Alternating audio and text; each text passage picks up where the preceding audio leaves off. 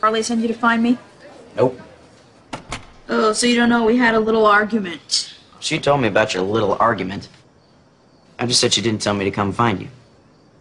Good. But Carly's right.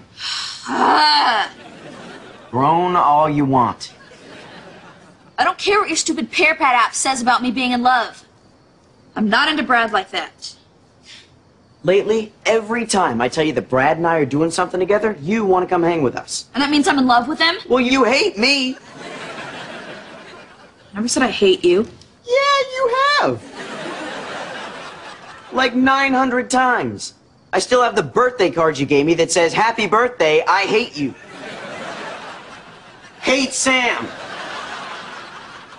Just leave.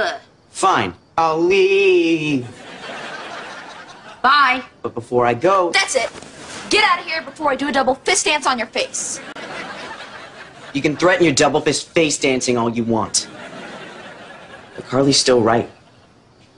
Look, I know it's scary for you to put your feelings out there, because you never know if the person you like is gonna like you back. Everyone feels that way. But you never know what might happen if you don't...